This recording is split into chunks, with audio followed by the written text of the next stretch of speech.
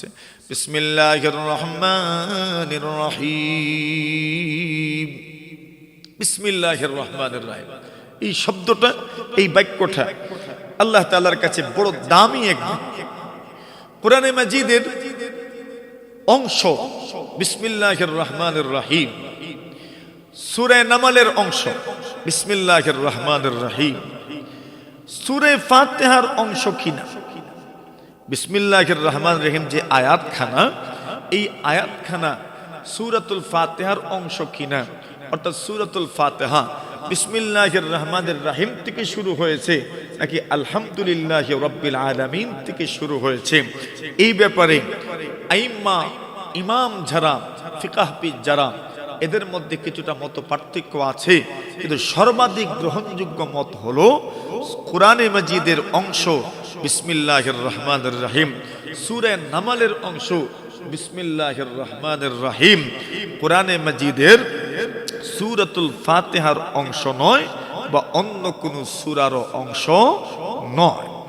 বিসমিল্লাহির রহমানির রহিম কোরআনে মাজিদের অংশ এবং সূরা নামলের অংশ। সূরা নামলে আছে ইন্নাহু মিন সুলাইমান ওয়া ইন্নাহু বিসমিল্লাহির রহমানির রহিম। বিলকিসের কাছে সুলাইমান আলাইহিস সালাম যখন চিঠি লিখেছিলেন, সেই চিঠির মধ্যে উনি এই শব্দ, এই বাক্য ব্যবহার করেছেন বিসমিল্লাহির রহমানির রহিম, ইন্নাহু মিন সুলাইমান। এই চিঠি সুলাইমানের পক্ষ থেকে, ওয়া ইন্নাহু বিসমিল্লাহির রহমানির রহিম, এবং এই চিঠি কার নামে? জোরে বলেন, কার নামে শুরু করছি? আল্লাহর নামে শুরু করছি। বিসমিল্লাহির রহমানির রহিম, আল্লাহর নামে, এমন এক আল্লাহর নামে যিনি রহমান, যিনি রহিম। সেই রহিম রহমান আল্লাহর নামে এই চিঠিটা আমি শুরু করছি। চিঠির শুরুতে বিসমিল্লাহ লিখেছেন। তবে এই বিসমিল্লাহির রহমানির রহিম কোরআনে মাজিদের অংশ, সূরা নামলের অংশ, বাকি অন্য কোন সূরার কি নয়? অংশ নয়, অন্য কোন সূরার আয়াত নয়, এমনকি সূরাতুল ফাতিহারও কোনো আয়াত নয়। সূরাতুল ফাতিহা শুরু হয়েছে কোন শব্দ থেকে? আলহামদুলিল্লাহি রাব্বিল আলামিন থেকে। বিসমিল্লাহ সূরাতুল ফাতিহার অংশ নয়, বিসমিল্লাহ অন্যান্য সূরতেরও অংশ নয়, শুধু শুধু সূরা নামলের অংশ, কোরআনের অংশ। তবে প্রশ্ন জাগতে পারে, সব সূরার শুরুতে বিসমিল্লাহির রহমানির রহিম কেন? একমাত্র সূরাতুল বারাআয় বিসমিল্লাহ পড়া হয় না, বাকি 113টি সূরার শুরুতে বিসমিল্লাহির রহমানির রহিম পড়া সুন্নত। বলছেন উলামায়ে কেরাম, নবী আকরাম সাল্লাল্লাহু আলাইহি ওয়াসাল্লাম বলেছেন, আল্লাহ তাআলা কোরআনে মাজিদের দুই সূরার মধ্যখানে পার্থক্য সৃষ্টি করার জন্য বিসমিল্লাহির রহমানির রহিম নাযিল করেছেন। মানে বিসমিল্লাহির রহমানির রহিমের মাধ্যমে দুই সূরার মধ্যখানে পার্থক্য হয়ে যায়। বাস একটা সূরা শেষ হয়ে গেল, নতুন একটা সূরা শুরু হচ্ছে। আল্লাহ রাসূল সাল্লাল্লাহু আলাইহি ওয়াসাল্লাম যখন বিসমিল্লাহ এখনো নাজিল হয় নাই, তখন পর্যন্ত দুইটা সূরার পৃথক, যে এই সূরা শেষ হয়েছে আরেকটা সূরা শুরু হয়েছে, এই ব্যাপারটা অনেকটা অপরিষ্কার ছিল। কিন্তু যখন বিসমিল্লাহ নাজিল হলো, এর মাধ্যমে পরিষ্কার হয়ে গেছে যে একটা সূরা শেষ আরেকটা সূরা শুরু হয়েছে। তো বিসমিল্লাহ লিল ফাসলি বাইনাস সূরাতাইন, দুইটা সূরার মধ্যখানে আপনার পৃথক করার জন্য, পার্থক্য সৃষ্টি করার জন্য এই শব্দ, এই বাক্য ব্যবহার করা হয়। এই বাক্যটা বিসমিল্লাহির রহমানির রহিম। এই বাক্যের মধ্যে এত ফজিলত, এত বরকত আল্লাহ তাআলা রেখেছেন। নবী আকরাম সাল্লাল্লাহু আলাইহি ওয়াসাল্লাম বলেন, কুল্লু আমরিন যিবাল লাম ইউবদা ফীহি বিসমিল্লাহ, প্রত্যেক আযীম ও শান গুরুত্বপূর্ণ আমল কোন শব্দ দ্বারা শুরু হওয়া দরকার? জোরে বলে, কোন শব্দ দিয়ে? বিসমিল্লাহির রহমানির রহিম দিয়ে শুরু হওয়া দরকার। নবীজি বলছেন, যেই গুরুত্বপূর্ণ কাজ বিসমিল্লাহ আল্লাহর নাম দ্বারা শুরু হলো না, নবীজি বলছেন এটা অসম্পূর্ণ থাকবে, এটা অসম্পূর্ণতাকে, এটা পরিপূর্ণতা লাভ করতে পারে না, অসম্পূর্ণতাকে সম্পন্ন হয় না। কেন? বিসমিল্লাহ নাই। যে বিসমিল্লাহ না থাকলে আল্লাহর নাম ছাড়া কোনো কিছুই সুসম্পন্ন হয় না। সম্পন্ন হয় ঠিক, কিন্তু সুসম্পন্ন হয় না। আর আল্লাহর নাম যদি থাকে, তাহলে এই জিনিসটা সুসম্পন্ন হয়, এটার মধ্যে পূর্ণতা আসে, এটা পরিপূর্ণ হয়ে যায়। বিসমিল্লাহির রহমানির রহিম শুরু করছি কার নামে? আল্লাহর নামে। এই শব্দটা যদিও আমরা এইভাবে পড়ি বিসমিল্লাহির রহমানির রহিম, অর্থ আমরা সহজেই করি। শুরু করছি কার নামে? আল্লাহর নামে, যিনি রহমান, যিনি রহিম। আল্লাহর নামের অর্থ কি? আল্লাহর নামে শুরু করছি শব্দের অর্থ কি? কেউ বলছেন এটার অনেক অর্থ করা যেতে পারে। একটা হলো বিসমিল্লাহির রহমানির রহিম, আমি শুরু করছি আল্লাহর নামের সাথে। কার নামের সাথে? আল্লাহর নামের সাথে। আরেক অর্থ বিসমিল্লাহির রহমানির রহিম, আল্লাহর নামের সাহায্যে আমি শুরু করছি। কার নামের সাহায্যে? একটা আল্লাহর নামের সাথে শুরু করছি, আরেকটা হলো আল্লাহর নামের সাহায্যে শুরু করছি। আরেক অর্থ কেউ করেন যে আল্লাহর নামের বরকতে শুরু করছি। কার নামের বরকতে? বিসমিল্লাহির রহমানির রহিমের অর্থ কয়টা? তিনটে। এক অর্থ হলো আল্লাহর নামের সাথে শুরু করছি, আর আরেক অর্থ হলো আল্লাহর নামের সাহায্যে শুরু করছি, আর আরেক অর্থ হলো আল্লাহর নামের বরকতে শুরু করছি। বুঝার দরকার আল্লাহর নামের মধ্যে বরকত আসেনি? আছে। এই বরকত বোঝানোর জন্য ছোট্ট একটা ঘটনা শুনে, খুব বড় ঘটনা না, ছোট্ট একটা ঘটনা। উমর ইবনে মাদি কারিব রাদিয়াল্লাহু তাআলা আনহু, খলিফাতুল মুসলিমিন, আমিরুল মুমিনিন হযরত ওমর ইবনুল খাত্তাব রাদিয়াল্লাহু তাআলা আনহু, ওনাদের সাথে উনিও বসা। এই সময় বিভিন্ন বিষয়ে আলোচনা হচ্ছে যে কোরআনে মাজিদের মধ্যে বরকতপূর্ণ বড় শক্তিশালী আয়াত, বরকতপূর্ণ আয়াত কোনগুলো, এই ব্যাপারে অনেক কথাবার্তা চলছে। এমন সময় উমর ইবনে মাদি কারিব রাদিয়াল্লাহু তাআলা, উমর রাদিয়াল্লাহু তাআলাকে সম্বোধন করে বললেন, ইয়া আমিরুল মুমিনিন, আমিরুল মুমিনিন ওমর, আপনারা মনে হয় বিসমিল্লাহির রহমানির রহিমের শক্তিটার ব্যাপারে আপনাদের জানা নেই। বিসমিল্লাহির রহমানির রহিমের মধ্যে কি পরিমাণ শক্তি আছে মনে হয় জানা নাই। এই বিষয়টা আপনারা ভুলে গেছেন, এই বিষয়টাকে আপনারা বেমালুম ভুলে গেছেন, এই বিষয়টা আপনাদের জানা নাই। তবে শুনেন, বিসমিল্লাহির রহমানির রহিমের মধ্যে কি পরিমাণ শক্তি আছে একটা ঘটনা শোনাইতে পারি আমি। আল্লাহর নবীর সাহাবী ওমর বলেন, হ্যাঁ শোনাও। ওমর ইবনে মাদি কারিব রাদিয়াল্লাহু তাআলা আনহু ঘটনা শুরু করলেন।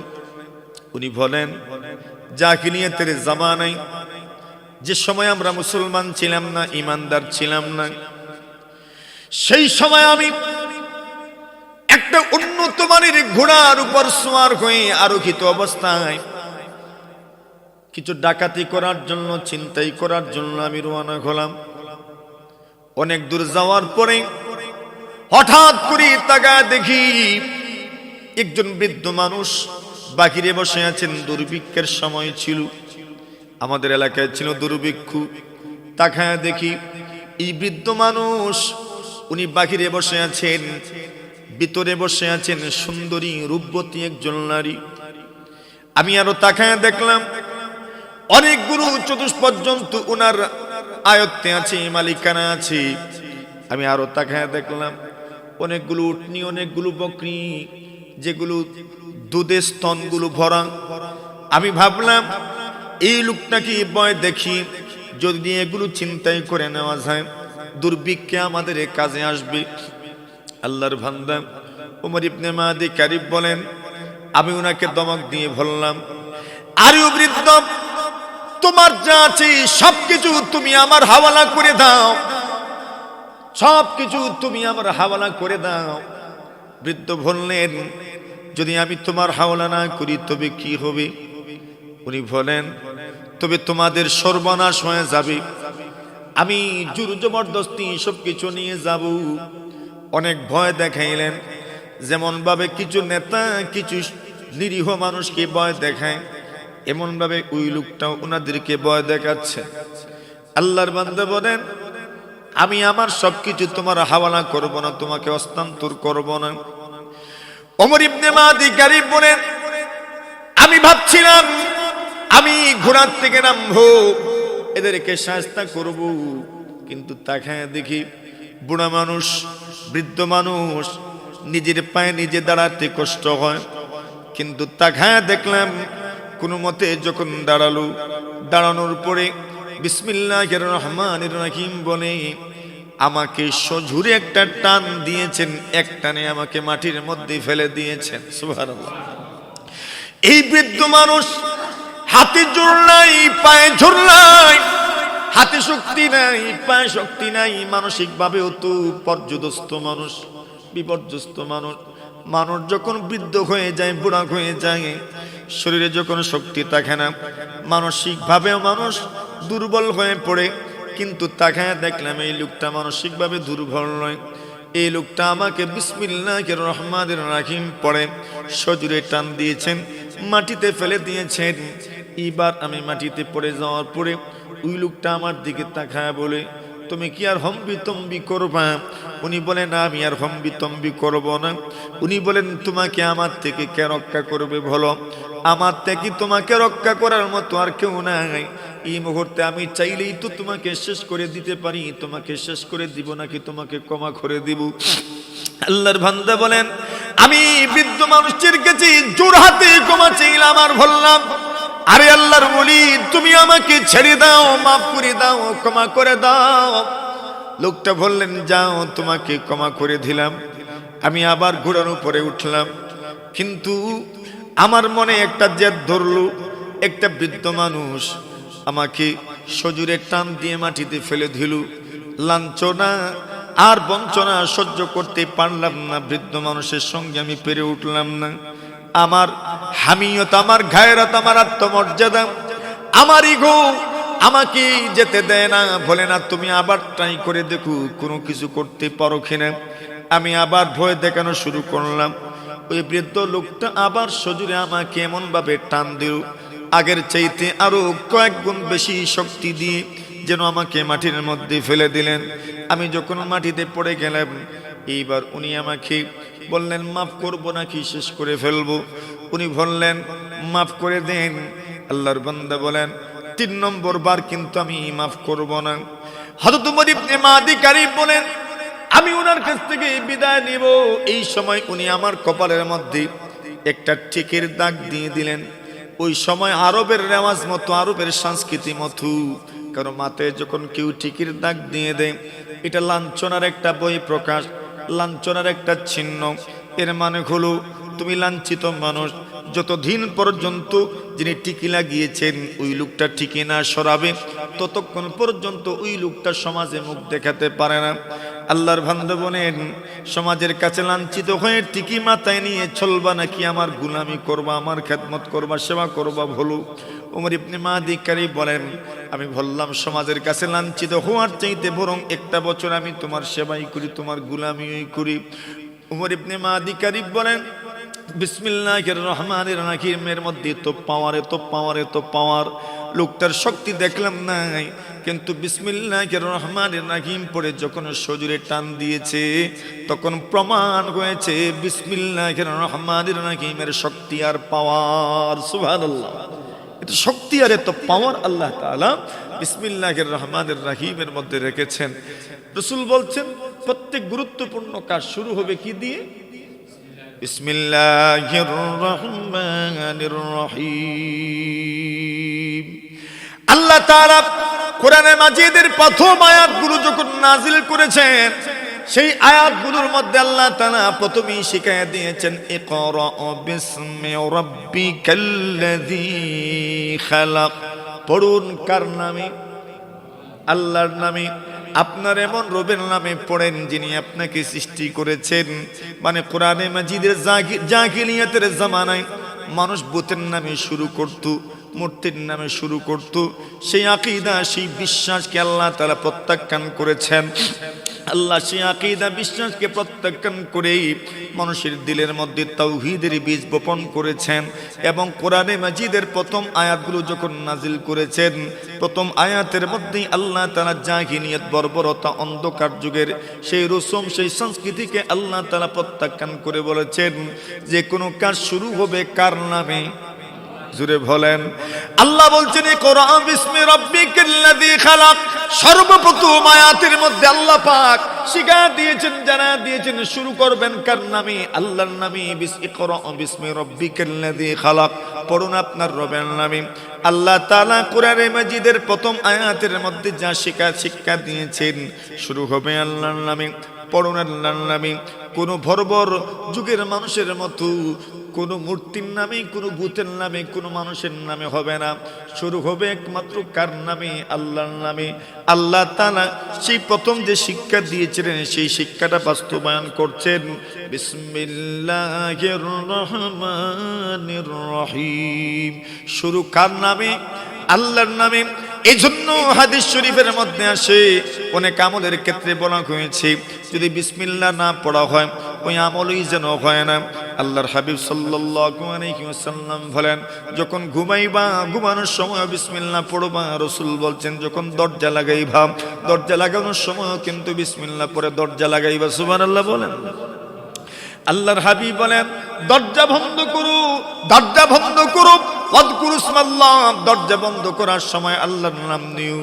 আল্লাহর হাবিব বলেন যখন তুমি তোমার খাবারের ডেক, তরকারির ডেক ডেকে রাখবা, আল্লাহর হাবিব সাল্লাল্লাহু আলাইহি ওয়াসাল্লাম বলেন ওই ডেকগুলো ডেকে রাখবা, খাবার প্লেটগুলো ডেকে রাখবা এবং আল্লাহর নাম পড়বা। আল্লাহর হাবিব বলেন পানির বোতলে আপনি বোতলের ডিফা লাগাইবেন, পানির বোতল, পানির কলস ডেকে রাখবেন। নবীজি বলছেন বিসমিল্লাহির রহমানির রহিম পড়বেন। আল্লাহর হাবিব বলেন যখন বাতি নিবাইবেন ওই সময় বিসমিল্লাহির রহমানির রহিম পড়বেন। যখন ঘরে ঢুকবেন তখনও বিসমিল্লাহির রহমানির রহিম, বিসমিল্লাহি ওয়ালাজলাম।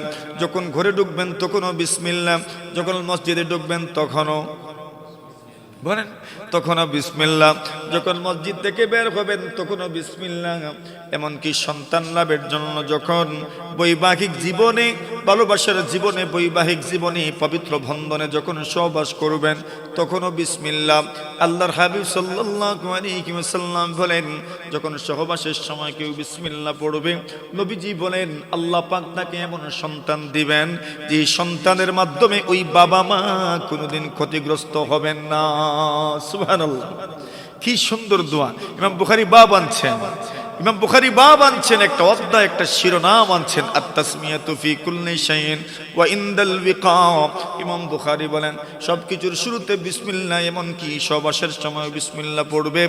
নবীজি বলেন যদি কেউ ওই সময় বিসমিল্লাহ পড়তে পারে, আল্লাহুম্মা জান্নিবনা আদাবনিবনা শাইতান ওয়া জান্নিবিশ শাইতান মিম্মা রাযাকতানা, আল্লাহ তাআলা আমাদের থেকে শয়তানকে দূরে রাখেন এবং যে নিয়ামত আপনি আমাদেরকে দান করবেন, যে সন্তান দান করবেন, সেই সন্তানকে আপনি শয়তানের প্ররোচনা থেকে, পদস্খলন থেকে আপনি তাকে হেফাজত করেন। নবীজি বলেন এমন সন্তান আল্লাহ দান করবেন যেই সন্তানের মাধ্যমে মা বাবা কোনোদিন ক্ষতিগ্রস্ত হবেন না। সুবহানাল্লাহ। সেখানেও বিসমিল্লাহ, খাবার শুরুতেও বিসমিল্লাহ, বিসমিল্লাহি ওয়া আলা বারাকাতিল্লাহ, খাবার শুরুতেও কিন্তু বিসমিল্লাহ। আল্লাহর নামটা এই সমস্ত ইবাদতের ক্ষেত্রে আপনি এই নামগুলো স্মরণ করবেন, আল্লাহর নামে খাইবেন, আল্লাহর নামে ইবাদত করবেন, আল্লাহর নামে শুরু করবেন, সবকিছুতেই আল্লাহর নাম। নবী আকরাম সাল্লাল্লাহু আলাইহি ওয়াসাল্লাম বলেন উজুর শুরুতেও কিন্তু আল্লাহর নাম। নবীজি বলছেন লা উযুআ লিমান লাম ইয়াযকুর ইসমাল্লাহি আলাইহি, কোন ব্যক্তি যদি উজুর শুরুতে বিসমিল্লাহ পড়ে না, নবী বলছেন তার জন্য উজুই হয় নাই, তার জন্য কি হয় নাই। এর মানে গুলো উজুর শুরুতেও বিসমিল্লাহ পড়বেন, মানে গুলো উজু হবে, অসম্পূর্ণ হবে, পরিপূর্ণ হবে না, পরিপূর্ণ হবে না। আপনি যদি উজুর শুরুতে বিসমিল্লাহ পড়েন না, নবী আকরাম সাল্লাল্লাহু আলাইহি ওয়াসাল্লাম বলছেন পড়ার জন্য এত সহজ শব্দ কেন আপনি ভুলে যাবেন, এত সহজ শব্দ কেন আপনি ভুলে যাবেন। আল্লাহর হাবিব সাল্লাল্লাহু আলাইহি ওয়াসাল্লাম বলছেন বিসমিল্লাহ পড়ো। কেউ যদি উজুর শুরুতে বিসমিল্লাহ পড়তে পারেন, তবে উজু যখন পড়বেন উজুর মাধ্যমে আপনার পুরো শরীরের গুনাহ আল্লাহ মাফ করে দিবেন। কেন উজুর শুরুতে আপনি বিসমিল্লাহ পড়েছেন। আর যদি বিসমিল্লাহ পড়েন না, তবে উজু হবে এবং উজুতে যত অঙ্গ প্রত্যঙ্গ আপনি ধৌত করবেন সেই অঙ্গ প্রত্যঙ্গের গুনাহ মাফ হবে। আর যদি উজুর শুরুতে আপনি বিসমিল্লাহ পড়েন, তবে যে অঙ্গ প্রত্যঙ্গগুলো আপনি উজুরতে ধৌত করেন নাই সেই অঙ্গগুলোর গুনাহ আল্লাহ তাআলা মাফ করে দিবেন।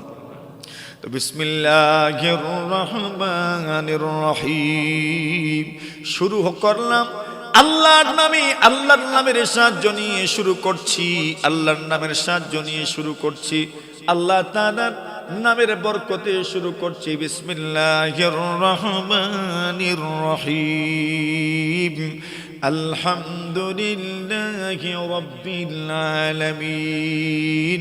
সমস্ত প্রশংসা কার? সমস্ত প্রশংসা আল্লাহ তাআলার। শুরু করছি আল্লাহর নামে, শুরু করছি আল্লাহর নামের সাহায্যে, শুরু করছি আল্লাহর নামের বরকতে। সমস্ত প্রশংসা কার?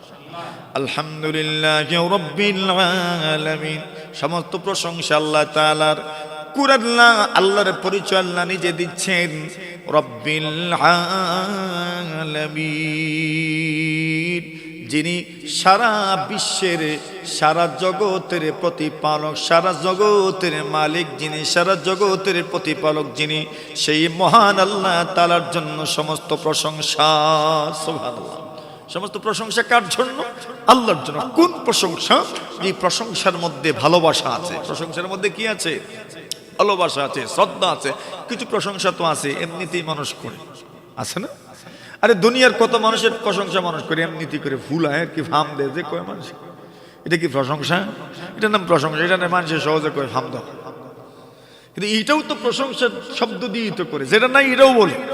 কিন্তু না, আলহামদুলিল্লাহি রাব্বিল আলামিন। সমস্ত প্রশংসা কার জন্য? আল্লাহর জন্য। কোন প্রশংসা? আস-সানাউল কামিল, পরিপূর্ণ প্রশংসা। এই প্রশংসার মধ্যে আছে ভালোবাসা, এই প্রশংসার মধ্যে আছে শ্রদ্ধা, এই প্রশংসার মধ্যে আছে আন্তরিকতা, এই প্রশংসার মধ্যে আছে প্রেম। সুবহানাল্লাহ বলেন। ওই প্রশংসা কার জন্য?